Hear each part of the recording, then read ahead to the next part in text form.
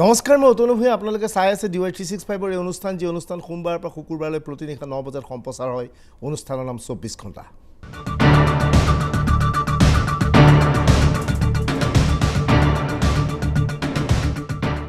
অনুষ্ঠানৰ আৰম্ভণতে আমি দৰ্শকসকলক দেখুৱাব বিচাৰিছো আজি 24 ঘণ্টাত কি দিশ সামৰি ল'ব বিচাৰিছো আমি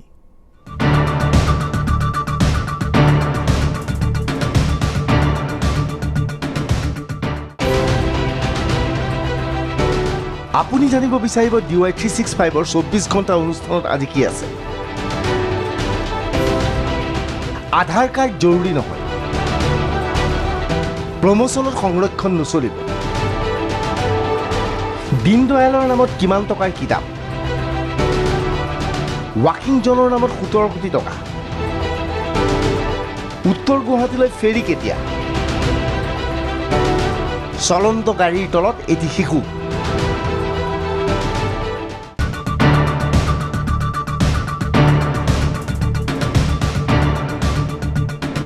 আজিৰ দিনটো উচ্চতম ন্যায়ালয়ৰ দিন আছিল বুলি ক'লে ভুল কোৱা নহ'ব উচ্চতম ন্যায়ালয়ে আজি তিনিটা ঐতিহাসিক সিদ্ধান্ত ঘোষণা কৰিছে প্ৰথম কথা আধাৰ কাৰ্ডৰ ওপৰত ঐতিহাসিক ৰায়দান কৰিছে ST/STৰ প্ৰমোচনৰ ক্ষেত্ৰত এক গুৰুত্বপূৰ্ণ ৰায়দান আৰু লগতে কোৱা হৈছে এতিয়াৰ পৰা সদ্যহতে উচ্চতম ন্যায়ালয়ে গুৰুত্বপূৰ্ণ বিচাৰৰ ক্ষেত্ৰত লাইভ টেলিকাষ্ট কৰিব পাৰিব এই তিনিটা বিষয়বস্তুক লৈ আজি উচ্চতম ন্যায়ালয়ে পৃথকভাৱে তিনিটা ৰায়দান কৰিছে গতিকে আজিৰ দিনটো উচ্চতম ন্যায়ালয়ৰ ৰায়দান বুলি ক'ব পাৰি কিন্তু অনুষ্ঠান আৰম্ভ কৰাৰ পূৰ্বে কিছু সময়ৰ পৰা এটা খবৰ আপোনালোকক জনাব বিচাৰিছোঁ আমি জানিছিলোঁ ধেমাজি সমষ্টিৰ কংগ্ৰেছৰ বিধায়িকা আছিল সুমিত্ৰা পাটিল তেওঁ মন্ত্ৰীও আছিল পৰৱৰ্তী সময়ত তেওঁ বিজেপিত যোগদান কৰিছিল সুমিত্ৰা পাটিলৰ পুত্ৰ APSCত চাকৰি পাইছিল ৰাকেশ পালৰ দিনত কিন্তু চাকৰি পোৱাৰ পিছত হঠাৎ কথা নাই বতৰা নাই এদিন তেওঁ চাকৰিৰ পৰা ৰিজাইন দিলে লগে বহুতে আশংকা কৰিছিল যে গ্ৰেপ্তাৰ হোৱাৰ ভয়ত তেওঁ ৰিজাইন দিছে কিন্তু আজি তেওঁৰ পত্নীয়ে পাণবজাৰ আৰক্ষী থানাত তেওঁৰ বিৰুদ্ধে এখন গোচৰ ৰুজু কৰি কয় যে আচলতে সুমিত্ৰা পাটিলৰ পুতেকে অৰ্থাৎ যিগৰাকী APSCৰ পৰা পদত্যাগ কৰিছিল সেই ব্যক্তিজনৰ বেলেগ এগৰাকী যুৱতীৰ সৈতে প্ৰেম চলি আছে সেই যুৱতীগৰাকীৰ সৈতে যাতে বিবাহ পক্ষত আবদ্ধ হ'ব পাৰে প্ৰথম পত্নীক বাদ দিব পাৰে সেয়েহে তেওঁ APSCৰ চাকৰি বাদ দিছিল আৰু নতুনকৈ বেলেগ পত্নীৰ সৈতে বিবাহ পক্ষত আবদ্ধ হ'বলগীয়া ওলাইছে এই খবৰটো আমি কাইলৈ বিতংভাৱে আনিবলৈ চেষ্টা কৰিম এইবাৰ আজি প্ৰথম খবৰটোলৈ যে আধাৰ কাৰ্ড বা উচ্চতম ন্যায়ালয়ৰ বহু খবৰ আছে কিন্তু তাৰ আগতে এনে এটা খবৰ যিটো খবৰ প্ৰতিজন অভিভাৱকৰ বাবে যথেষ্ট জৰুৰী খবৰ বুলি আমি গণ্য কৰিছোঁ আমাৰ ল'ৰা ছোৱালী কোন শিশুহঁতক আমি খেলিবলৈ পঠিয়াই দিওঁ যিসকল লোক বিশেষকৈ মহানগৰীত থকা লোকসকলে ফ্লেটত থাকে ফ্লেটৰ তলত সামান্য ঠাই থাকে তাত খেলিবলৈ পঠিয়াই দিয়ে কিন্তু সেই সময়ত এই শিশুটো কিমান নিৰাপদ এক বিপদজনক কাহিনী CCTVত বন্দী হৈছে সেই দৃশ্য চোৱাৰ লগে প্ৰতিজন অভিভাৱক সচেতন হ'ব বুলি আমি নিশ্চয় ভাবিম এই ভয়ানক ভিডিঅ'টো মুম্বাই এই ভিডিঅ'টো ইতিমধ্যে ভাইৰেল হৈ পৰিছে মুম্বাইৰ কোনো এক ছ'চাইটিত এইদৰে কেইটামান কণ শিশুৱে খেলি আছিল ইয়াৰে দুটা ল'ৰাই ফুটবল খেলি আছিল ইয়াৰে এই ৰঙা চোলা পৰিহিত শিশুটোলৈ মন কৰক শিশুটিৰ জোতাৰ ফিটা খুলি গৈছিল সেয়েহে ছ'চাইটিৰ কাষত ৰৈ থকা এখন ৱেগনাৰ গাড়ীৰ কাষত বহি সি জোতাৰ ফিটা লগাবলৈ চেষ্টা কৰিলে শিশুটিয়ে দেখা নাছিল ইতিমধ্যে গাড়ীখনত আহি বহিছে এগৰাকী মহিলা আৰোহী আৰু মহিলা আৰোহীগৰাকীয়েও দেখা নাছিল গাড়ীখনৰ ঠিক তলতেই জোতা পিন্ধি আছে কণমানি শিশুটি মহিলাগৰাকী অজ্ঞাতে এইদৰে গাড়ীখন আগুৱাই লৈ গ'ল এয়া কি গাড়ীখনৰ তলত শিশু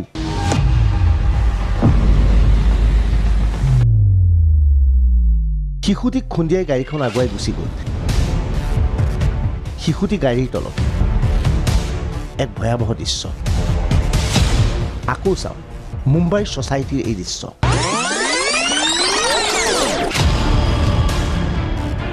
যিসকল লোক এনেধৰণৰ ফ্লেটত থাকে তেওঁলোক এই ভিডিঅ' চোৱাৰ পৰা সাৱধান হোৱাটো অতিকৈ প্ৰয়োজন নিজৰ শিশুক এইদৰে মুকলি ঠাইত খেলিবলৈ দিয়াৰ পূৰ্বে 10 বাৰ চিন্তা কৰক লগত কোনোবা থকাটো প্ৰয়োজনীয় হয় নে নহয় সেয়াও ভবাটো অতিকৈ উচিত এই কণ শিশুহঁতে ছ'চাইটিৰ এই সৰু স্থানত খেলি আছিল কিনাৰত আছিল বহু সংখ্যক গাড়ী হঠাৎ ৰঙা চোলা পিন্ধা শিশুটি জোতাৰ ফিটা খুলি গৈছিল সেয়েহে মাটিত বহি জোতাৰ পিতা লগাবলৈ চেষ্টা কৰিছিল। এনে অৱস্থাত এখন ৱেগনাৰ গাড়ী কাষত ৰৈ আছে। শিশুটিয়ে জনা নাছিল ৱেগনাৰৰ ভিতৰত আৰোহী আছে। আচলতে গাড়ীখনৰ ভিতৰত এগৰাকী মহিলা আৰোহী আছিল। মহিলা আৰোহীগৰাকী গাড়ীখন চলাই লৈ গ'ল শিশুটিৰ ওপৰৰে। শিশুটিৰ শৰীৰতে গাড়ীখন পাৰ হৈ গ'ল, কিন্তু মহিলাগৰাকীয়ে গমেই নাপালে। কিন্তু এয়া কি, গাড়ীখন পাৰ হৈ যোৱাৰ পিছত দেখা গ'ল হঠাৎ শিশুটি থিয় হৈছে, সম্পূৰ্ণ সুস্থ অৱস্থাত খেলিবলৈ দৌৰি গৈছে। সমগ্ৰ দৃশ্য চিচিটিভিত বন্দী হৈছিল। আকৌ চাওক, ৱেগনাৰৰ তলত এটা কণমানি শিশু। এনেধৰণে আপোনাৰ সন্তানো হয়তো মুকলি স্থানত খেলা ধূলা কৰি থাকে। গতিকে এতিয়াৰ পৰা সাৱধান হ'ব, এনে অৱস্থাৰ সন্মুখীন হৈ যাব পাৰে। এই শিশুটিৰ ওপৰে ৱেগনাৰ গাড়ীখন পাৰ হৈ গ'ল, কিন্তু শিশুটিৰ একো নহ'ল। সি দৌৰি গ'ল আখৰ লগৰীয়াৰ সৈতে খেলিবলৈ, কিন্তু হঠাৎ শিশুটি বাগৰি পৰিল। হয়তো সি সামান্যভাৱে আঘাতপ্ৰাপ্ত হৈছিল, হয়তো সি মূৰত আঘাত পাইছিল। লগে লগে কোনোবা এজনে কোলাত দাঙি লৈ গ'ল শিশুটি। এই ঘটনাটো মুম্বাইৰ কোনো এক অঞ্চলৰ, কিন্তু এই শিশুটি স্বাস্থ্যৰ অৱস্থা কি সেয়া কিন্তু এতিয়াও স্পষ্ট হোৱা নাই। কিন্তু এই ভিডিঅ' ছ'চিয়েল নেটৱৰ্কিং ছাইটত ইতিমধ্যে ভাইৰেল হৈ পৰিছে।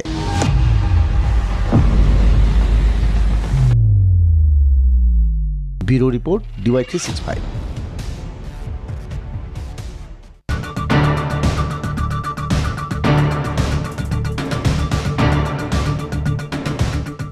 আপুনি যদি ফ্লেটত থাকে, আপোনাৰ শিশুটিক তললৈ প্ৰেৰণ কৰাৰ পূৰ্বে এই কথা বাৰে বাৰে ভাবিব, এই ভিডিঅ'টোৰ কথা ভাবিব, অকলশৰে আপোনাৰ শিশুটি কিমান নিৰাপদ সেই কথা এবাৰ ভাবি চাব। এইবাৰ আমাৰ আধাৰ কাৰ্ডৰ প্ৰসংগ। সমগ্ৰ দেশৰ লগতে অসমবাসী যথেষ্ট চিন্তাত পৰিছিল আধাৰ কাৰ্ডক লৈ। আধাৰ কাৰ্ড এখন প্ৰস্তুত কৰিব লাগে, তাৰ বাবে বেংকত দীঘলীয়া শাৰী পাতিছিল। বেংকেও সময় নিদিয়ে, তাৰ মাজত কোনোবাই সময় উলিয়াই দুই এখন আধাৰ কাৰ্ড প্ৰস্তুত কৰিব পাৰিছিল। অসমত পূৰ্ণগতিত আধাৰ কাৰ্ড হোৱা নাছিল। এনেধৰণৰ খবৰ আহিছিল যে আধাৰ কাৰ্ড যদি নাথাকে তেনেহ'লে ATMত নিজৰ ডেবিট কাৰ্ড বা ক্ৰেডিট কাৰ্ডে কাম নিদিয়া হ'ব, বেংকৰ একাউণ্টছ বন্ধ হৈ যাব। সকলো আধাৰ কাৰ্ডক লৈ আতংকিত হৈছিল। কিন্তু এতিয়াৰ পৰা আতংকিত হ'বলগীয়া একো নাই। উচ্চতম ন্যায়ালয়ে আধাৰ কাৰ্ড সংক্ৰান্তত আজি গুৰুত্বপূৰ্ণ ৰায়দান কৰিছে। বুধবাৰৰ দিনটোত উচ্চতম ন্যায়ালয়ে এক ঐতিহাসিক ৰায়দান কৰিলে। আধাৰ কাৰ্ড সংক্ৰান্তত অৱশেষত ৰায়দান কৰিলে উচ্চতম ন্যায়ালয়ে। বেংক একাউণ্টৰ সৈতে আধাৰ কাৰ্ড এতিয়া সংযুক্ত নহ'ব। মোবাইলৰ সৈতেও সম্পৰ্ক নাথাকিব আধাৰ কাৰ্ডৰ। আধাৰ এতিয়া সকলো ক্ষেত্ৰত জৰুৰী নহয়। আধাৰে ব্যক্তিগত স্বাধীনতা খৰ্ব কৰিব নোৱাৰিব। চৰকাৰী সাহায্যৰ ক্ষেত্ৰতে আধাৰ কাৰ্ড জৰুৰী হ'ব। বুধবাৰে আধাৰ কাৰ্ড সংক্ৰান্তত এই গুৰুত্বপূৰ্ণ ৰায়দান কৰিলে উচ্চতম ন্যায়ালয়ে। एक और ऐतिहासिक फैसले में आधार एक्ट को कुछ पोर्शंस को स्ट्राइक डाउन किया है, कुछ पोर्शंस को रीड डाउन किया है। वैसे तो पूरे एक्ट को अनकॉन्स्टिट्यूशनल नहीं बोला है, लेकिन ये बोल दिया है कि पहली बात तो कोई निजी कंपनी आधार कार्ड किसी भी चीज़ के लिए नहीं मांग सकती, कोई बैंक नहीं मांग सकता, कोई मोबाइल कंपनी नहीं मांग सकती, कोई एयरलाइन नहीं मांग सकती, कोई स्कूल नहीं मांग सकता। आधार कार्ड सिर्फ सरकारी स्कीम्स जिसमें कि कोई सब्सिडी दी जाती है उसी में मांगा जा सकता है। और उसमें भी किसी भी व्यक्ति का अगर बायोमेट्रिक आइडेंटिफिकेशन फेल करता है तो सिर्फ उस आधार पर उसको उसका जो एंटाइटलमेंट है उस स्कीम में वो डिनाई नहीं किया जा सकता। চৰকাৰে আধাৰ কাৰ্ড অতি জৰুৰী কৰিব বিচাৰিছিল। সকলো ক্ষেত্ৰতে আধাৰ প্ৰয়োজনীয় কৰিব বিচাৰিছিল। আধাৰে ব্যক্তিগত অধিকাৰ খৰ্ব কৰাৰ আশংকা কৰা হৈছিল। आधार मेरे हिसाब से अनकॉन्स्टिट्यूशनल है, खास करके राइट टू प्राइवेसी के जजमेंट के बाद। हमने देखा किस तरह से एक वरिष्ठ अधिकार ने जो ट्राई से जुड़े हुए थे उन्होंने चैलेंज किया कि उनका डेटा लीक नहीं हो सकता, और सभी लोगों ने उनका डेटा लीक करते पब्लिक डोमेन में डाल दिया। सबसे पहली बात हमने देखा उनके बैंक अकाउंट में किस तरह से पैसे जमा किए गए, ₹1 एज अ टोकन अमाउंट। सवाल ये है कि आधार जो राइट ऑफ प्राइवेसी आने के बाद क्या आधार जिस मेरे पिटिशन में जैसे मोबाइल से क्या ये लिंक हो सकता है? सरकार को, हुकूमत को ये पता चलेगा आप कहाँ जा रहे हो, कहाँ खाना खा रहे हो, किस कौन सा कौन सी टैक्सी में जा रहे हो, कौन से थिएटर में जा रहे हो।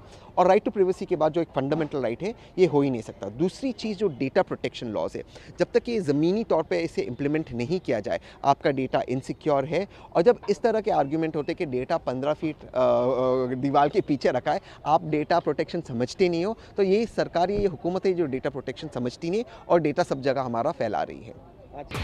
ইতিমধ্যে উচ্চতম ন্যায়ালয়ৰ এই ৰায়দানক লৈ ৰাজনীতি আৰম্ভ হৈছে। কংগ্ৰেছ আৰু বিজেপি দুয়োটা দলে নিজ নিজ ধাৰণা অনুসৰি ব্যাখ্যা আগবঢ়াইছে। सुप्रीम कोर्ट का निर्णय आया है, यह मोदी जी की गरीब परस्त सरकार की एक बहुत बड़ी जीत है। आधार ने मुख्यतः, सुप्रीम कोर्ट ने आधार को लेकर जो कहा है कि वो गरीबों की ताकत है और आधार की कॉन्स्टिट्यूशनल वैलिडिटी अर्थात जो वैधानिकता है उसको अपहोल्ड किया है। ये अपने आप में दर्शाता है कि मोदी जी के सरकार का जो मुख्य बिंदु था, उद्देश्य था कि मिडिलमैन अर्थात बिचौलिए समाप्त हो, गरीब का पैसा गरीब तक पहुंचे। और बहुत सारे लोग इस पर आपत्ति कर रहे थे जो बिचौलियों के हक में थे, खास करके कांग्रेस पार्टी। आज उनको बहुत बड़ा धक्का पहुंचा है क्योंकि सुप्रीम कोर्ट ने और न्याय प्रणाली ने वही कहा है जो मोदी जी ने कहा था कि गरीब ही इस देश की ताकत होती है। सुप्रीम कोर्ट ने दूसरी बड़ी बात कही है कि इसकी डुप्लीकेसी नहीं हो सकती है, ये पूरी तरह से आधार जो है वो सुरक्षित है। यही हम कह रहे थे कि ये सुरक्षित है। तीसरी बड़ी बात जो सुप्रीम कोर्ट ने कहा है वो यह कहा है कि निजता का भी हनन इसमें नहीं होता है। और सबसे बड़ी बात जिसको लेकर बहुत सारा वाद विवाद इस देश में चल रहा था, घुसपैठिए अर्थात इलीगल इमिग्रेंट्स को लेकर सुप्रीम कोर्ट ने सख्त निर्देश दिया है कि आधार कार्ड घुसपैठियों के लिए नहीं है। जब भी घुसपैठियों को लेकर भारतीय जनता पार्टी कुछ कहती थी तो कांग्रेस पार्टी पलटवार करती थी भारतीय जनता पार्टी के ऊपर। आज कहीं ना कहीं कांग्रेस का असली चेहरा देश के सामने आ गया। एक बहुत बड़ा न्यायिक तमाचा है बीजेपी के ऊपर, जो शुरुआत का स्वरूप था, अंग था, जो ढांचा था आधार का, जो यूपीए लाई थी, उसको पूरी तरह से समर्थन किया है उच्चतम न्यायालय ने। उसकी जो सच्चाई है, आंतरिक सच्चाई है और जो मूल मंत्र है उसको अपहोल्ड किया है। और उसके ऊपर जितनी भी विकृतताएं, जितनी भी डिस्टॉर्शंस, जितने भी अलग अलग चीज़ें लाद दी गई थी, उनको निरस्त किया है, रिजेक्ट किया है। इसलिए मैं समझता हूँ कि ये अत्यंत महत्वपूर्ण जजमेंट है और निजता को बहुत बड़ा एक समर्थन देता है। हम हमेशा से कह रहे थे कि इसके ऊपर जो एक सही चीज़ है उसके ऊपर इतनी विकृतताएं नहीं ला दिए, लेकिन हमारी किसी ने सुनी नहीं। आज न्यायपालिका ने उसका संतुलन ठीक किया है। আধাৰ কাৰ্ড লৈ যথেষ্ট সমস্যাৰ সন্মুখীন হৈছিল জনসাধাৰণ। আধাৰ কাৰ্ড নহ'লে বেংক একাউণ্ট বন্ধ হৈ যাব বুলি কোৱা হৈছিল। সেয়েহে বিভিন্নজনে আধাৰ কাৰ্ড প্ৰস্তুত কৰিবলৈ তৎপৰতা অৱলম্বন কৰিছিল। কিন্তু শেষ মুহূৰ্তত আধাৰ কাৰ্ড অতি জৰুৰী নহ'ল বুলি ঘোষণা কৰিলে উচ্চতম ন্যায়ালয়ে। Bureau' report DY365।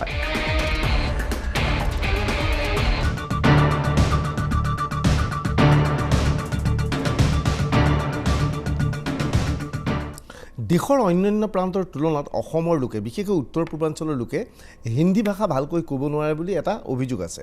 হয়, অসমৰ লোকেও যেতিয়া ভাল হিন্দী ক'ব নোৱাৰে, অসমৰ লোক যেতিয়া ৰাজ্যৰ বাহিৰলৈ যায়, বিশেষকৈ উত্তৰ ভাৰতলৈ যায়, যেতিয়া তেওঁলোকে হিন্দী ভাষাত কথা কয়, আমাৰ অসমীয়াই কথা ক'লে আমাৰ হিন্দী উচ্চাৰণ ভাল নহয় বা হিন্দী কওঁতে মাজে মাজে আমি অসমীয়া শব্দ প্ৰয়োগ কৰি দিওঁ বা ইংৰাজী শব্দ প্ৰয়োগ কৰি দিওঁ। আমি হিন্দী ভালকৈ ক'বই নোৱাৰোঁ আৰু হিন্দী পঢ়িব জনা মানুহ আমাৰ অসমীয়াৰ মাজত অতি সীমিত সংখ্যক লোকে হিন্দী পঢ়িব জানে। আৰু যি দুজনে পঢ়িব জানে, খুব বেছি চাইনবোৰ্ড পঢ়িব জানে, তাৰ ওপৰত হিন্দী পেপাৰ পঢ়িবলৈ তেওঁলোকে অসুবিধাৰ সন্মুখীন হয়। এইখিনি সময়তে এইখন চৰকাৰে দীনদয়াল উপাধ্যায়ৰ নামত প্ৰায় 16 কোটি টকা ব্যয় কৰিছে দীনদয়াল উপাধ্যায়ৰ কিতাপক লৈ। আৰু 16 কোটি টকাৰ কিতাপ বিভিন্ন পুথিভঁৰাল, লাইব্ৰেৰী, বিদ্যালয়লৈ প্ৰেৰণ কৰিছে যাতে আমি দীনদয়াল উপাধ্যায়ৰ বিষয়ে জানিব পাৰোঁ। আৰু আচৰিত নহ'ব, এই সমগ্ৰ ঠিকাটো লৈছে নতুন দিল্লীৰ এটা প্ৰতিষ্ঠানে। আৰু অসমীয়া ভাষাত নহয়, আমাক দিয়া হৈছে 16 কোটি টকা ব্যয় কৰি দীনদয়াল উপাধ্যায় হিন্দী ভাষাৰ কিতাপ। কোনে এখন পঢ়িব ভগৱানে জানে। মই ভাবোঁ যে অসম মন্ত্ৰীসভাৰ সদস্যসকলকো ভালকৈ হিন্দী পঢ়িব দিলে তেওঁলোকে পাৰে নাই, মোৰ সন্দেহ আছে। যিটো সময়ত ৰাজ্য চৰকাৰে বাজেটত ধাৰ্য কৰা ধন ব্যয় কৰিব পৰা নাই, সেই সময়ত কিন্তু দীনদয়ালৰ নামত 16 কোটি টকা ব্যয় কৰিব পাৰিছে হিন্দী ভাষাৰ দীনদয়ালৰ নামত। কি কৰিব ওলাইছে সৰ্বানন্দ সোণোৱাল চৰকাৰে? মুখ্যমন্ত্ৰী সৰ্বানন্দ সোণোৱালৰ নেতৃত্বত চলি থকা চৰকাৰখনৰ এক অদ্ভুত অবিশ্বাস্য কাহিনী ক'বলৈ গৈ আছোঁ এইবাৰ। এই চৰকাৰখনে ভিন্ন প্ৰতিশ্ৰুতি দিছিল। নিৰ্বাচনৰ সময়ত বিজেপিৰ ফালৰ পৰা কোৱা হৈছিল দিল্লীত যিহেতু বিজেপি চৰকাৰ আছে, অসমত এখন বিজেপি চৰকাৰ হ'লে অসমত ব্যাপক হাৰত উন্নয়ন হ'ব। প্ৰতিশ্ৰুতিৰ বিভিন্ন বন্যা বোৱাই দিছিল এইখন চৰকাৰে। কিন্তু কাৰ্যত কি হ'ল? বিধানসভাৰ মজিয়াত বিত্তমন্ত্ৰী হিমন্ত বিশ্ব শৰ্মাই মঙলবাৰে যি তথ্য সদৰি কৰিলে সেই তথ্যই সকলোকে আচৰিত কৰি তুলিলে। আচলতে বিভিন্ন বিভাগৰ বাজেটত ধাৰ্য কৰা 50%ৰো অধিক ধন অপব্যয় হৈ পৰি আছে। সময়মতে আঁচনি দিব নোৱাৰাৰ বাবেই 50%ৰো ধন এতিয়াও বিত্ত বিভাগত বাজেটত ধাৰ্য কৰা ধন পৰি আছে। ইয়াতকৈ লজ্জাৰ ঘটনা একো হ'ব নোৱাৰে। বিভিন্ন ডিপাৰ্টমেণ্টত তেওঁলোকৰ টকাবিলাক পৰি আছে আৰু পাৰ্চেণ্টেজ 53% ফাণ্ড তেওঁ ইউটিলাইজ কৰিছে। গতিকে আপোনালোকক আমি এই কথাখিনি ৰাইজক জনাব বিচাৰিছোঁ আপোনালোকৰ যোগেদি যে এই চৰকাৰখনৰ কোনো এটা কথা কামৰ লগত মিল নাই। বিভিন্ন ধৰণৰ উন্নয়নমূলক কামৰ কথা কৈছিল, যিবিলাক কথাই এই চৰকাৰখনৰ ইলেকশ্যনৰ প্ৰাক মুহূৰ্তত মানুহৰ অন্তৰ চুই গৈছিল, তেওঁলোকক সমৰ্থন কৰিছিল। সেই কথাবিলাক আজি কেন্দ্ৰই হওক ৰাজ্যই হওক তেওঁলোকে এই কথাবিলাকত গুৰুত্ব নিদিয়া হৈছে। এইখন চৰকাৰে উন্নয়নমূলক কামত ধন ব্যয় কৰিব নোৱাৰিব পাৰে, কিন্তু অন্যান্য ক্ষেত্ৰত চৰকাৰ পিছ পৰি থকা নাই। এইবাৰ আমি আপোনালোকক এইখন চৰকাৰৰ এনে কেতবোৰ তথ্য দাঙি ধৰিব বিচাৰিছোঁ, যিবোৰ তথ্যত আপুনি হতবাক হৈ গ'ল। এয়া গুৱাহাটীৰ ৱাকিং জন। যথেষ্ট উলহৰ মাজেৰে এই ৱাকিং জন ঘোষণা কৰিছিল ৰাজ্য চৰকাৰে। দেওবাৰে সন্ধিয়া বা পুৱা বেলা এই পথেৰে গাড়ীৰ আহা যাহ নচলিব, খোজকাঢ়িব পাৰিব মানুহে। সুস্বাস্থ্যৰ অধিকাৰী হ'ব পাৰিব গুৱাহাটী মহানগৰীৰ প্ৰতিজন নাগৰিক। কিন্তু ইয়াৰ বাবদ কিমান টকা ব্যয় কৰিলে জানেনে? গুৱাহাটীৰ ৱাকিং জোনৰ নামত কিমান টকা খৰচ কৰিলে জানেনে? নলা খনন, গ্ৰিল ৱৰ্ক, টাইলছ, মেনহোল ইত্যাদিৰ বাবদ 13.68 কোটি টকা। মঞ্চ নিৰ্মাণৰ বহাৰ বাবে 1,35,50,505 টকা। হেল'জেন লাইট আৰু ছাউণ্ড ছিষ্টেমৰ বাবদ 2,20,98,800 টকা। অৰ্ণামেণ্টেল লাইটৰ বাবদ বৈদ্যুতিক বিল 2,17,61,600 টকা। চাবাছ চৰকাৰ। উন্নয়নমূলক কামৰ বাবে বাজেটৰ 50% ধন এই চৰকাৰৰ দিনত পৰি থাকিব পাৰে, কিন্তু ৱাকিং জোনৰ নামত 17 কোটি ধন লগে লগে খৰচ কৰিব পাৰে এইখন চৰকাৰে। এইবাৰ আহোঁ চৰকাৰখন আন এক প্ৰসংগলৈ। এইখন চৰকাৰ অহাৰ পিছত অসমৰ মানুহ পৰিচিত হৈছে দীনদয়াল উপাধ্যায়ৰ সৈতে। য'তে ত'তে দীনদয়াল উপাধ্যায়ৰ নাম ব্যৱহাৰ কৰিছে চৰকাৰখনে। পুৰণি বিভিন্ন পথৰ নাম সলনি কৰি দীনদয়াল উপাধ্যায়ৰ নামত পথ ঘোষণা কৰিছে এইখন চৰকাৰে। দীনদয়াল উপাধ্যায়ৰ কিতাপ পঢ়িবলৈ এইখন চৰকাৰে এইবাৰ বাধ্য কৰিব ওলাইছে অসমৰ জনতাক। বলপূৰ্বকভাৱে বিভিন্ন পুথিভঁৰাল শিক্ষানুষ্ঠানত দীনদয়াল উপাধ্যায়ৰ জীৱনী দিয়া হৈছে। হিন্দী ভাষাৰ এই জীৱনী 15 খণ্ড। প্ৰতিটো খণ্ডৰ 4,000 কপিকৈ 6,000 গ্ৰন্থ যোগান। ইয়াৰ বাবদ ব্যয় 1,60,00,000 টকা। গ্ৰন্থ প্ৰকাশক হ'ল নতুন দিল্লীৰ প্ৰভাত প্ৰকাশক। আশ্চৰ্যকৰ কথা নহয়নে? এইখন অসমৰ কেইজনে ভালকৈ হিন্দী পঢ়িব জানে? গাঁৱে ভূঞে কেইজনে হিন্দী জানে? অথচ নতুন দিল্লীৰ এটা প্ৰকাশনে হিন্দী ভাষাত লিখা দীনদয়াল উপাধ্যায়ৰ 6,000 গ্ৰন্থ কিনি লাইব্ৰেৰীয়ে বিলাইছে চৰকাৰে। ইয়াৰ পৰা কোন লাভান্বিত হ'ব? কোনোবাই দীনদয়াল উপাধ্যায়ৰ হিন্দী ভাষাত লিখা জীৱনী পঢ়িছেনে? যিটো সময়ত অসমত অসমীয়া ভাষা প্ৰচাৰৰ দাবী উত্থাপন হৈ আহিছে, সেই সময়ত হিন্দী ভাষাত লিখা দীনদয়াল উপাধ্যায়ৰ কিতাপ বিতৰণ কৰাৰ উদ্দেশ্য কি? দীনদয়াল উপাধ্যায়ৰ কিতাপ এইদৰে বিক্ৰী কৰাৰ তথ্য সদনৰ মজিয়াত বুধবাৰে ৰাজ্য চৰকাৰৰ ফালৰ পৰা এক লিখিত প্ৰশ্ন উত্তৰ দাঙি ধৰা হয়। কিন্তু সেইদিনাই আন এক ঘটনা সংঘটিত হ'ল। দুয়োটা ঘটনাৰ মাজত যথেষ্ট মিল আছে বুলি ক'লে ভুল কোৱা নহ'ব। আমিনুল ইছলামৰ এটা প্ৰশ্নৰ উত্তৰত আমিনুল ইছলামে সদনৰ মজিয়াত এক বিষয় দৃষ্টিগোচৰ কৰে। অসমত অসমীয়া ভাষা সংকটৰ সন্মুখীন হৈছে নেকি? এই প্ৰশ্নটো উত্থাপন কৰা হয়। অসমীয়া ভাষা প্ৰসাৰৰ বাবে চৰকাৰে কি কৰিছে? অসমীয়া ভাষা চৰকাৰে অৱমাননা কৰিছে নেকি? অসম চৰকাৰী ভাষা আইন 1960 আৰু ইয়াৰ 1970 চনৰ নিয়মাৱলীৰ প্ৰতি আনুগত্য প্ৰকাশ কৰি চৰকাৰী ভাষা প্ৰয়োগ সঞ্চালকালয়ে বিশেষকৈ ব্ৰহ্মপুত্ৰ উপত্যকাৰ চৰকাৰী আৰু অৰ্ধ চৰকাৰী কাৰ্যালয়সমূহত চৰকাৰী ভাষা অসমীয়া চৰকাৰী ভাষা কাম কাজত প্ৰয়োগ কৰাৰ বাবে সময়ে সময়ে অসমৰ বিভিন্ন জিলা সদৰ মহকুমাসমূহত চৰকাৰী ভাষা বিষয়ক আলোচনা চক্ৰ কৰ্মশালা ইত্যাদি অনুষ্ঠিত কৰি আহিছে। মন্তব্য নিষ্প্ৰয়োজন। এয়া হৈছে চৰকাৰ। অসমীয়া ভাষাৰ বাবে চৰকাৰে কি কৰিছে আৰু হিন্দী ভাষাৰ বাবে চৰকাৰে কি কৰিছে আমি নকওঁ, উত্তৰ আপুনি নিজেই বিচাৰি লওক। Bureau' report DY365।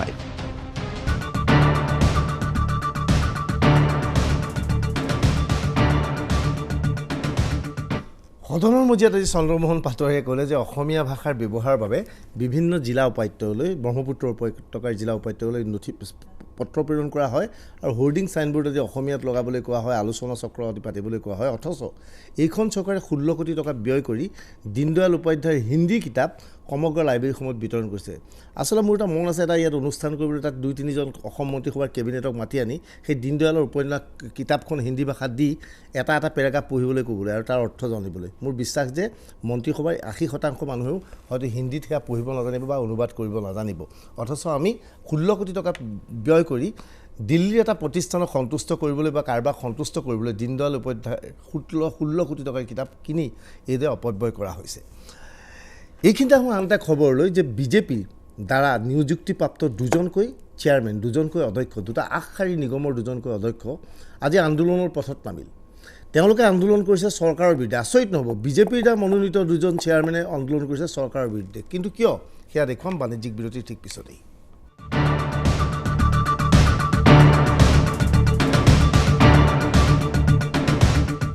আপোনালোকে চাই আছে DY365ৰ এই অনুষ্ঠান 24 ঘণ্টা।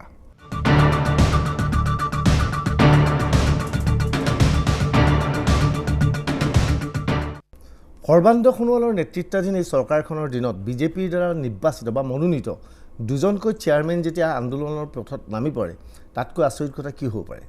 এই দুজন চেয়াৰমেন নামি পৰিছে আন্দোলনৰ পথত বোধহয় চৰকাৰৰ নীতিৰ বিৰুদ্ধে আৰু এইকেইদিনতে ভাৰতত ব্যৱসায়িক প্ৰতিষ্ঠান বন্ধৰ এক কাৰ্যসূচী লোৱা হৈছে আৰু নেতৃত্ব লৈছে অসমত এওঁলোকে।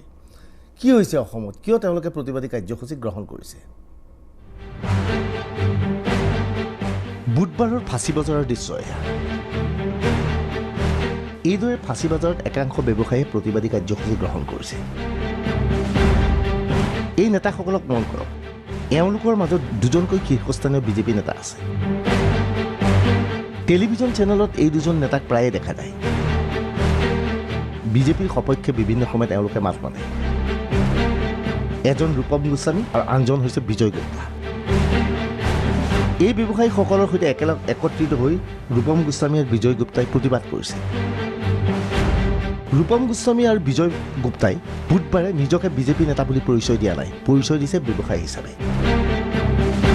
চৰকাৰৰ বিৰুদ্ধে প্ৰতিবাদ বিজেপি নেতাৰ। এনে প্ৰতিবাদৰ উদ্দেশ্য কি? বিজেপি নেতাই আহ্বান জনাইছে 28 ছেপ্টেম্বৰ ব্যৱসায়ী প্ৰতিষ্ঠান বন্ধ। ৱালমাৰ্ট আৰু ফ্লিপকাৰ্টৰ বুজাবুজিৰ বিৰোধিতা। 7 কোটি জনসাধাৰণ প্ৰত্যক্ষভাৱে বা পৰোক্ষভাৱে জড়িত হৈ আছে। গতিকে খুচুৰা ব্যৱসায়ীক আমি জীয়াই ৰাখিবই লাগিব। আমি যিসকল বিগ কৰ্পৰেট হাউচ আছে ৱালমাৰ্টৰ নিচিনা, আমি তেওঁলোকৰো বিৰোধিতা নাই কৰা, কিন্তু আমাৰ খুচুৰা ব্যৱসায়ীসকলৰ বাবে এক পলিচি লাগিব, কিছু নিয়ম কানুন লাগিব, যাতে তেওঁলোকেও জীয়াই থাকিব পাৰে। আৰু তাৰ কাৰণে আজি আমি ইয়াতে ধৰ্ণা কাৰ্যসূচী কৰিছোঁ। অহা 28 তাৰিখে সমগ্ৰ ভাৰতবৰ্ষতে ব্যৱসায় বন্ধৰ বাবে আমি আহ্বান জনাইছোঁ আৰু আমি নিজৰ ব্যৱসায় বন্ধ ৰাখিম। 28 ছেপ্টেম্বৰ ভাৰত ব্যৱসায় বন্ধ, মানে আমি আমাৰ প্ৰতিষ্ঠানটো বন্ধ কৰি ৰাখিম। এই বন্ধ কৰাটো কাৰণটো কি হ'ল কি FDI in retail, foreign direct investment in the retail. আজি আপুনি চাওক 7 কোটি খুচুৰা ব্যৱসায়ী আছে ভাৰতবৰ্ষত, আৰু এই 7 কোটি খুচুৰা ব্যৱসায়ী আৰু তাৰ ওপৰত ডিপেণ্ডেণ্ট আছে প্ৰায় 40 কোটি মানুহে। এতিয়া এই 40 কোটি মানুহৰ কাৰণে আজি যদি আমি বেপাৰ বন্ধ কৰিব লগা হৈছে, এটা কাৰণটো হ'ল কি FDI মিনছ আজি ৱালমাৰ্ট এটা কোম্পানী আছে, এইটো বিদেশী কোম্পানী। ৱালমাৰ্ট এণ্ড ফ্লিপকাৰ্ট এই দুইটা এটা সমঝোতা হৈছে আৰু এইখন হোৱাৰ লগে লগে আপোনাৰ যিমান ক্ষুদ্ৰ ব্যৱসায়ী আছে এইটো ছিষ্টেমৰ পৰা আউট হৈ যাব কিয়নো কি এইবিলাক কোম্পানীয়ে খুব কম দামত বস্তু বিক্ৰী কৰিব ডিপেষ্ট ডিছকাউণ্ট দিব বাহিৰৰ পৰা বস্তুটো অৰ্জন কৰিব আজি অসমত আমি ভাৰতবৰ্ষত যদি উদ্যোগ লগাব যাওঁ 1.5% 2% আমি খুদ নাপাওঁ লেকিন বাহিৰত ৰেট অফ ইণ্টাৰেষ্ট ইজ 1.2%। এই বাহিৰৰ সামগ্ৰীটো ভাৰতবৰ্ষত যেতিয়া আহিব তেতিয়াহ'লে আমাৰ উদ্যোগ কওক ক্ষুদ্ৰ ব্যৱসায় কওক স্মল স্কেল ইণ্ডাষ্ট্ৰিজ কওক MSME কওক ক্ষুদ্ৰ ব্যৱসায় কওক এই অসংগঠিত যিবিলাক বেপাৰ আছে ব্যৱসায় আছে এইটো বন্ধ হৈ যাব। কেৱল এই নহয়, এনেধৰণৰ বহু ঘটনা সংঘটিত হৈছে এইখন চৰকাৰৰ দিনত। চৰকাৰৰ নীতিৰ বিৰুদ্ধে কাৰ্যত প্ৰতিবাদ কৰিছিল বিজেপিৰ 2 বিধায়কে। শিলাদিত্য আৰু অশোক সিংঘলৰ প্ৰতিবাদৰ উদ্দেশ্য কি? সোমবাৰে লাষ্ট গেটত এইদৰে অশোক সিংঘল আৰু শিলাদিত্যকো দেখা গৈছিল। তেওঁলোকে প্ৰতিবাদ কৰিছিল NRCৰ সংক্ৰান্তত। প্ৰতিবাদ কাৰ বিৰুদ্ধে কৰিছে? প্ৰতিবাদ চৰকাৰৰ বিৰুদ্ধে নহয়নে? প্ৰশ্ন হয়, এনে প্ৰতিবাদ কেৱল নাটক নেকি? Bureau report DY365।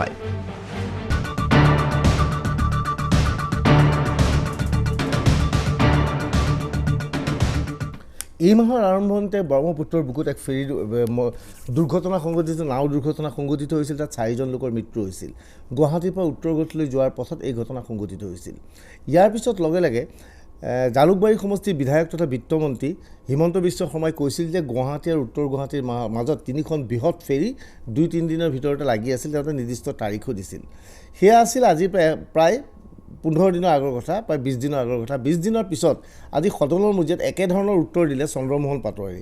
এতিয়া উত্তৰ গুৱাহাটীৰ হৈ ৰাইজৰ হৈ আমি প্ৰশ্ন কৰিব বিচাৰিছোঁ, গুৱাহাটী আৰু উত্তৰ গুৱাহাটীৰ মাজত আচলতে সঁচাকৈ ভাল ফেৰী সেৱা কেতিয়াৰ পৰা আৰম্ভ হ'ব?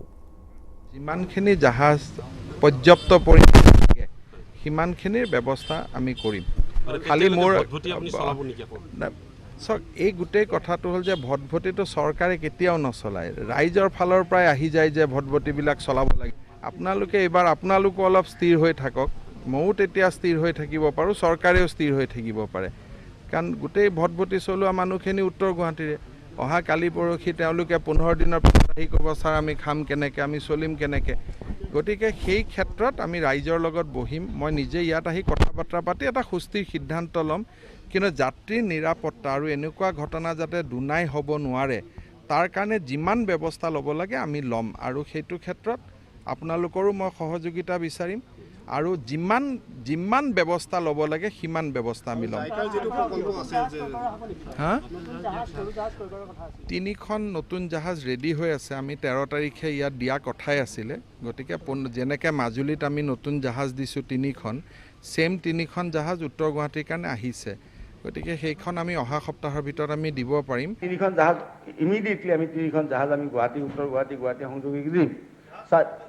গতিকে আচ্ছা, তাৰ উপৰিও নাই তাৰ উপৰিও আমি মাজুলীত ইতিমধ্যে 4খন দিছোঁ। অধ্যক্ষ ডাঙৰীয়া, আপুনি শুনি সুখ পাব। খালেক ডাঙৰীয়া এটা প্ৰশ্ন কৰিছে, মই ভালো পাইছোঁ প্ৰশ্নটো কৰাৰ কাৰণে, মই উত্তৰ দিব পাৰিলোঁ। গতিকে আমি কি কৰিছোঁ এতিয়া, সেইকাৰণে আমি ৱৰ্ল্ড বেংকৰ এপ্ৰ'চ কৰিছোঁ। ৱৰ্ল্ড বেংকে আমাক 1000 কোটি টকা দিছে, আমি পাইছোঁ আজি দিছোঁ। আৰু এই 1000 কোটি টকাৰে আমি এইবাৰ যিবিলাক ঘাট থাকিব এই ঘাটবিলাক আমি অত্যাধুনিক ধুনীয়াকৈ আমি বনাম। Number 1। Number 2, the most modern ferry আমি ভাৰতবৰ্ষত য'ত বনাই, কোচিন চিপিয়াৰ্ডতে বনায় বা কোচিনতে বনায়, য'ত বনায় একদম বেষ্ট ফেৰী আমি এই ৱৰ্ল্ড বেংকৰ পইচাৰে আমি কিনিম। অসমৰ ৰাইজে যাতে ভৱিষ্যতৰ কাৰণে অসমৰ ৰাজ্যে যাতে নিৰাপত্তাটো ৰাইজে যাতে পাব পাৰে।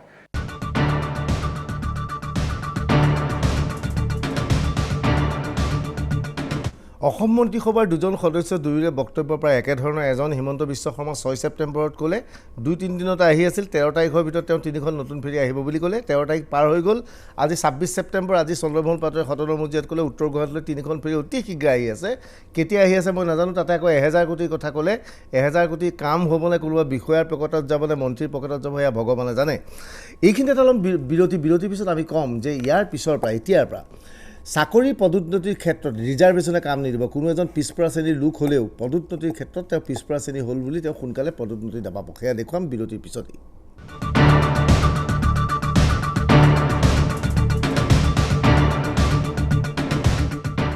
আপোনালোকে চাই আছে DY365ৰ এই অনুষ্ঠান 24 ঘণ্টা।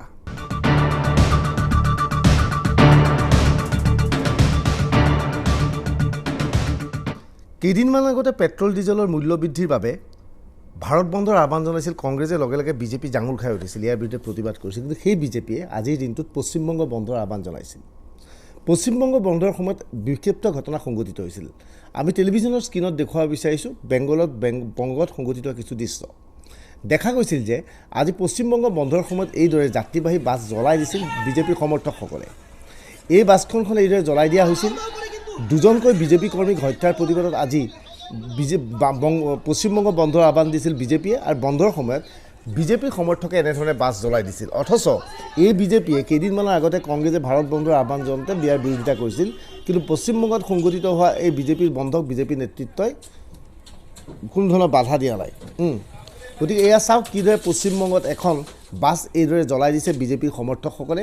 ডাও ডাওকৈ জ্বলি উঠিছে। সেই সময়ত আচলতে যি স্থানত এই ঘটনা সংঘটিত হৈছিল তাত নিৰাপত্তাৰক্ষী নাছিল, আৰু এটা সময়ত চকুৰ আগতে কেমেৰাৰ সন্মুখতে এইদৰে বাছখন সমগ্ৰ জ্বলি উঠে। অৱশ্যে সৌভাগ্যৰ কথা এই যে সেই সময়ত বাছখনত কোনো ধৰণৰ যাত্ৰী নাছিল।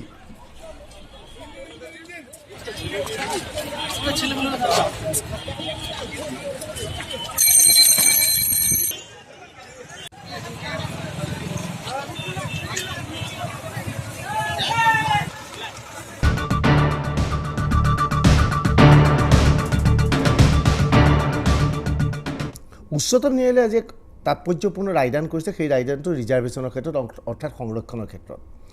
পিছপৰা শ্ৰেণীৰ লোকসকলে চাকৰিৰ ক্ষেত্ৰত সংৰক্ষণৰ সুবিধা লাভ কৰে। এজন জেনেৰেল কেটাগৰীৰ লোকতকৈ পিছপৰা শ্ৰেণীৰ লোকৰ বাবে বিভিন্ন তেওঁলোকৰ ব্যৱস্থা, তেওঁলোকে চাকৰিটো পালে।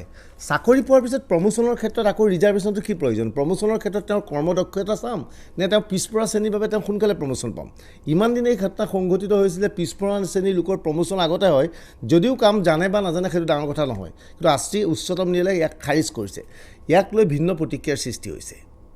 सही फैसला दिया है कि कोई भी रिजर्वेशन प्रमोशन में नहीं होगा। There will be no quota in for promotions, and rightly so, क्योंकि जो नागराज जजमेंट था उसको सुप्रीम कोर्ट ने कह दिया कि बड़ी बेंच को नहीं दिया जाएगा, और जो पहले जजमेंट था वही अमल किया जाएगा। सही भी है, क्योंकि आप रिजर्वेशन जॉब्स के लिए देते हैं, लेकिन प्रमोशन के लिए रिजर्वेशन देना कहीं भी आपके डिस्क्रिमिनेशन या अत्याचार से कनेक्टेड नहीं होता है, और ये एक पॉलिटिकल गेम हो जाता है। और मुझे लगता है कि ये सही है, क्योंकि आज का ज़माना मेरिटोक्रेसी का है। प्रमोशन आपके कार्य पे होना चाहिए, आपकी कार्य नीति पे होना चाहिए, ना कि जाति और धर्म पर। कि भाई प्रमोशन में रिजर्वेशन का मतलब ये है कि इंडियन कॉन्स्टिट्यूशन ने, अपने संविधान ने शेड्यूल कास्ट के लिए 15%, शेड्यूल ट्राइब के लिए 7.5% एंड ओबीसी के लिए 27% रिजर्वेशन देने का कानून है, और इंडियन कॉन्स्टिट्यूशन में उसका प्रावधान है।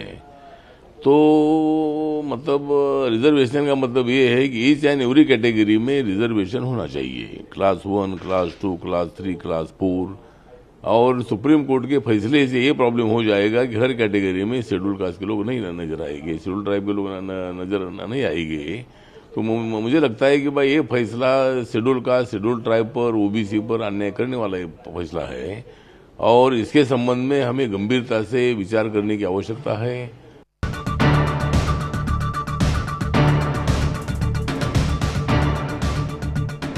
এইবাৰ আমি আপোনালোকৰ আগলৈ লৈ আহিব বিচাৰিছোঁ 24 ঘণ্টাৰ উক্তি। 24 ঘণ্টাৰ উক্তিৰ পিছত আমি বিৰতি ল'ম। বিৰতিৰ পিছত আমি দেখুৱাম 24 ঘণ্টাত সংঘটিত 24টা খবৰ। এতিয়া কথা হ'ল, গহপুৰত সদৌ অসম ছাত্ৰ সন্থাৰ প্ৰতিনিধিসকলে আজি এক পূজাৰ আয়োজন কৰিছিল। পূজাত তেওঁলোকে কোনো ভগৱান ৰখা নাছিল, ৰাখিছিল পেট্ৰলিয়াম মন্ত্ৰী ধৰ্মেন্দ্ৰ প্ৰধান। যিটো গতিত পেট্ৰল ডিজেলৰ মূল্য বৃদ্ধি হৈছে, তাৰ বাবে ধৰ্মেন্দ্ৰ প্ৰধানক পূজা কৰিছিল আছুৰ নেতৃত্বই। ইয়াৰ বাবে বামুণো মাতি নিয়া হৈছিল।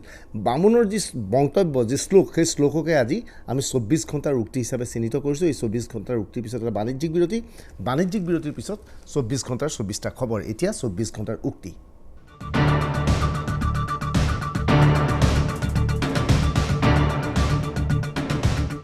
নড়ি কাক্য সৰ্বযজ্ঞ হৰ হৰ জগত তুষ্টং পীড়িতে পিণ্ড জগৰ মন্ত্ৰ হীনং ক্ৰীড়া হীন ভক্তি হীনং জনাজনজত পূজিত মেড়িব পৰিপূৰ্ণ সৰ্বমঙ্গলে মঙ্গলে শিৱে সৰ্বাদ্য সাৰ্গী সৰন্দিতম গৌৰী নাৰায়ণ পৰমম্ম সৰ্বাঞ্চ বেদ কৰো চন্দ্ৰনাথ দিনাথ বৈতন পৰাণী সৰ্ব শান্তি হৰ দেৱ ওম ষষ্ঠীৰ বিশেষ ষষ্ঠী ওম ষষ্ঠী ওম ষষ্ঠী ওম ষষ্ঠী জগত তুষ্টং পীড়িতে পিণ্ড জগত मन्त्रहीनं क्रियाहीनं भक्तिहीनं जनार्दन यत्पूजितमैदेव परिपूर्णं तस्मै अवाहनं विद्रामि देवोजन्तपदरा पूजामन्त्रं विद्रामि सर्वमङ्गले मङ्गले शिवे सर्वत्वसारिणि सर्वमित्तं नारायण नमस्ते नारायणी नमस्ते ओम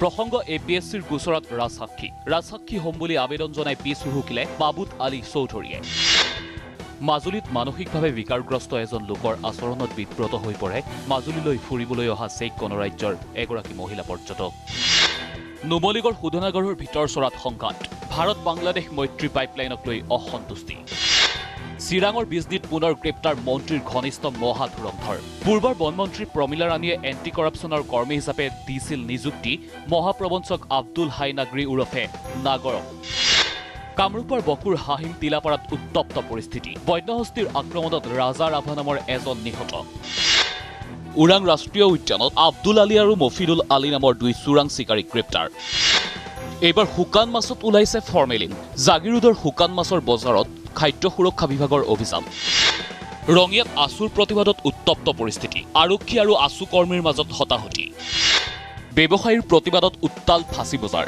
ফ্লিপকাৰ্ট ৱালমাৰ্টৰ বিৰুদ্ধে নীতি নিৰ্ধাৰণৰ দাবী ইন্ধনৰ মূল্য বৃদ্ধিৰ বিৰুদ্ধে গুৱাহাটীতো আছুৰ প্ৰতিবাদ উজান বজাৰত প্ৰতিকৃতি দাহ পেট্ৰলিয়াম মন্ত্ৰী ধৰ্মেন্দ্ৰ প্ৰধানৰ আজিও উত্তাল দিছপুৰ লাষ্টগেট প্ৰাথমিক আৰু মাধ্যমিক বিদ্যালয়ৰ ৰান্ধনী সন্থাৰ প্ৰতিবাদ ৰাজ্যত অচল প্ৰতিটো ৰাজহ চক্ৰ বিষয়াৰ কাৰ্যালয় মণ্ডল কাননগুসকলৰ প্ৰতিবাদৰ আজি তৃতীয়টো দিন ধেমাজিৰ চিলাপথাৰত ভয়ানক যাতায়ত শ লোকে নিতৌ পাৰ হৈ আহিছে মৰণত শৰণ দি নগাঁৱৰ ননৈ মহাবিদ্যালয়ত উত্তপ্ত পৰিস্থিতি শ্ৰেণীকোঠা এৰি প্ৰতিবাদত নামিল মহাবিদ্যালয়খনৰ ছাত্ৰ ছাত্ৰী NCDCক লৈ অধ্যাপক বসন্ত বৰাই অনিয়ম কৰাৰ অভিযোগ হাইলাকান্দিৰ ৫ গ্ৰামত প্ৰবল প্ৰতিবাদ ৫ গ্ৰামৰ কাগজ কল পুনৰুজ্জীৱিতৰ দাবী কৰিমগঞ্জত উৎখাত LPG চুৰি চক্ৰ এক ট্ৰাক চিলিণ্ডাৰ সহ গ্ৰেপ্তাৰ জামিল হুছেইন আৰু আব্দুল কৰিম নামৰ দুজনক